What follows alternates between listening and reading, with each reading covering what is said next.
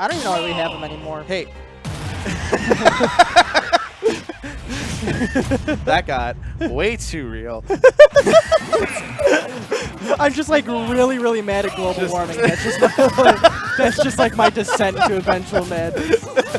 So you get to see another classic. Dan the Mario Man is back. We got Hydra. He was on stream earlier. He played against Zone, I think. Yeah, it was Zone. It was a pretty close set from what I could see. But now Hydra's moving along. He's at winner's quarters. I love Hydra to death. He actually paid for my entry today, so bow down to Hydra. He's a really cool dude. No, Hydra's not ultra, homie. Like, whoa, okay, no kill there. Rob's weight definitely coming into play there. I actually don't remember the last time I've seen upbeat kill from Mario. It can kill, but you definitely need to be pretty close to the blast zone for that to be accomplished. It does help if Mario does get an extension off of a platform. Yeah, you know, now that I mention it, I've seen it at like Yoshi's more than a couple times, so that's fair. Yeah. It is still a thing. It is still a thing that has been carried over from Smash 4. It's just that you don't see it often because it's genuinely harder to do. You need to be a lot closer to the blast zone than you do in Smash 4. God. Yeah. He's got like 2 down grabs, able to capitalize off of one of them. That roll arm is going to take Dan's stock. When in doubt, just throw it out. Hydra's sort of in this weird place in the Chicago scene right now where you sort of could call him a hidden boss, but that almost seems like almost an insult to somebody who's been so good at certain times in the Chicago area. He's been inconsistent at times, but there are times where this man just pops off. Like, actually just runs rampant on his head. Yeah, I would say Hydra's got consistency to him. It's just that it sometimes, like, that massive consistency where he's just, like, beating, like, Ned and regularly, it comes in waves. And that's kind of common for a lot of players. But either way, like, he's definitely been really good recently. Get off me, laser. Once again, we're at a pretty even percent so far this matchup. Punching that gyro is not going to do anything, man. Trust me.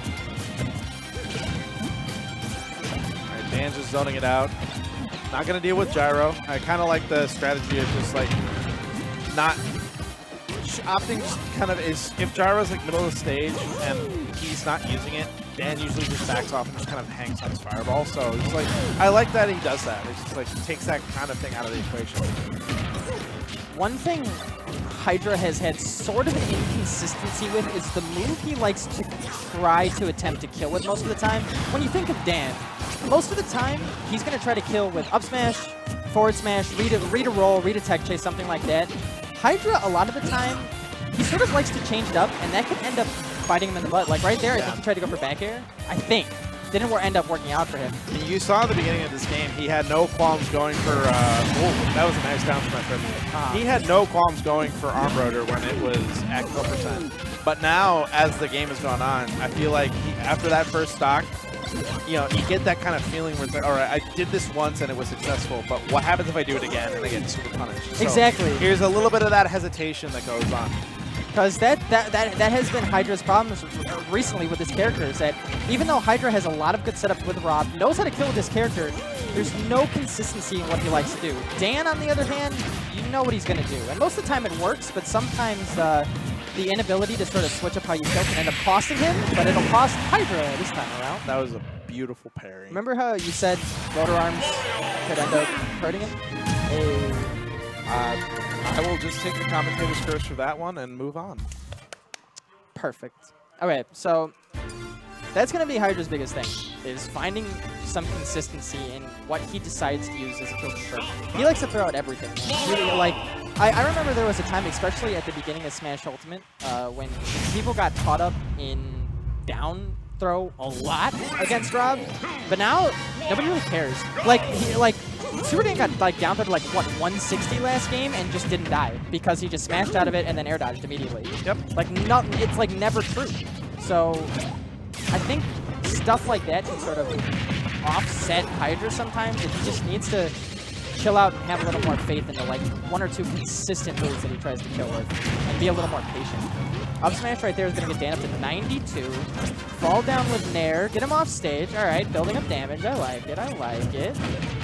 You have to watch out for that cape, though. Mario, it's one of Mario's signature weapons in this matchup. Anytime Hydra thinks he's got a good move on him, the cape comes out, and all of a sudden you can get edge guarded pretty plainly.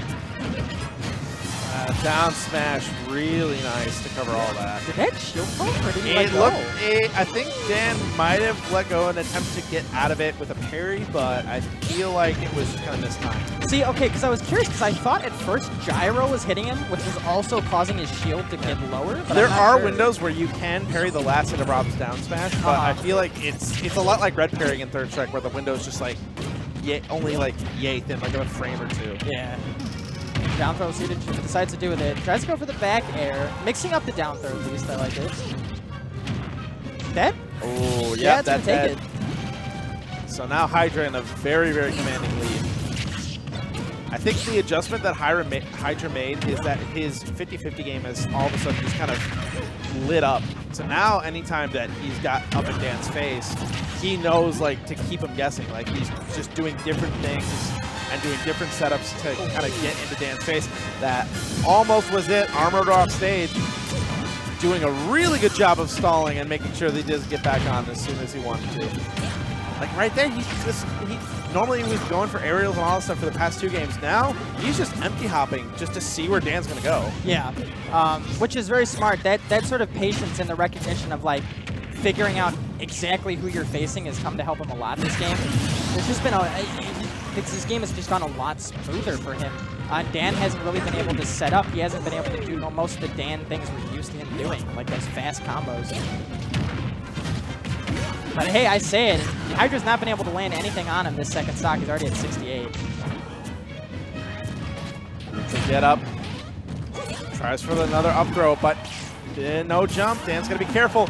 Oh, the last lingering hit of that saved him, but not for long. And Hydra sealing that out with an up smash and staying alive, forcing a game 3.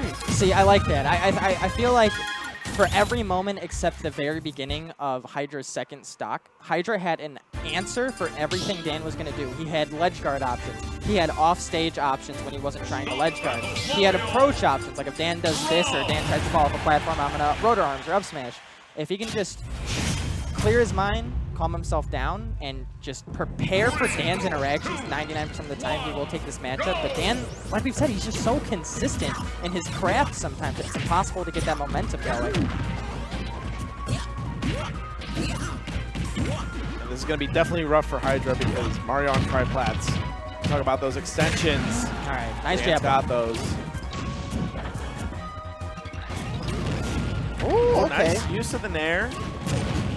Oh, but falling into the F smash, and all of a sudden now Dan, saying a little bit of right back at you with that very, very commanding first stock. Exactly. Hydra was kind of panicking a little bit there, just trying to do anything he can to try to get this man off him, but Dan just so patient, waiting for Hydra to throw out an option, knowing that if he misses nair, that's going to leave a lot of hang time for him to capitalize, and he did just that. Forward throw, trying to get him off stage. That was a very interesting interaction with Gyro. I don't know why that was so funny. I have never seen that before. I'm pretty sure that it has happened before, but I personally have never seen that happen. It's just one of those things. Like, have you ever felt bad for an inanimate object for no reason? I felt bad for that Gyro. That looked very ridiculous. Like he's just trying to do his job, and Mario just like disrespects him. That's so rude. What you gonna do? What you gonna do? Okay, Dan gets away. Hydra giving him safe, and some unsafe shield pressure. That's up smash right out of that shield. Yep. Turning things around. 2 frame. Be careful on the recovery. All right, man, just to make it back. Nope, still off stage. Dan with the chasing back air. Just good ledge coverage overall, but Hydra trying to fight his way back, but the up smash is now putting Hydra on the verge of going into losers. Yeah, sometimes when you want to apply pressure to a character that just has way too many fast smash options like Mario does, that can end up being really disastrous. That's the kind of thing you want to look for if you're Hydra, though. That's stuck in between sandwiching, like you said, against Beyblade. That's awesome. But Mario had a sandwich of his own. It's called up tilt and gravity. Just like getting him up like 30%. That nair has just not been working out for Hydra this game, man. Yeah, he's been whiffing it a lot, trying to just get something started, but it just, like, Dan's been sniffing it out and has been able to whiff punish it very consistently. Oh, he should have just let it rip! He should have just let it rip! He had the vortex down, and he had him right where he wanted it, but just a little bit late on that trigger, and now Dan is back he's back in control. Yeah, Dan is reading this man like a book right now. Hydra was just trying to throw out laser at one point, and Dan just immediately caped, knew it was coming. I don't even know how you expect that when Hydra really hasn't been doing that this whole set. What are you going to do for the ledge guard? Dan being patient is going to pay off. Knock Hydra in the air, but finally Nair ends up paying out for him just a little bit. He needed that gyro to land on ledge, but now Dan's back. I think guaranteed up. No, not guaranteed. You never. What? You just can't. Like, if you know to hold that out. Okay, there we go. Okay, nice rotor on ledge coverage. But if you know to just sort of like wait now when he dunks you on the ground like that, and then spam really quickly, you can just avoid any kill confirm with that down throw anymore. Back throw gonna kill? Nah, Rob's heavy. All right. Like, anytime I see something like that with Rob, I just remember, it's like, nah, it's not going to kill. Rob's beefy. Yeah. Got a lot of weight to him. So, Hydra has to be so careful now. Back air kills. No ledge invincibility, and that's going to be it. Dan taking a 2-1. In a nail biter reset, like, Hydra was, like I said, you just popped off game 2. But then Dan mode. There gets a certain point. Dan mode happened. And with a character like Rob, where he just tries to, in a matchup with Mario, where Mario's just so good at like having a neutral presence, being able to get characters off of him really fast that have bad end lag on aerials. Like, a lot of the time, Hydra was just trying to approach, trying to do something, and Dan knew if he missed one thing, that was probably either 60 damage or a stock.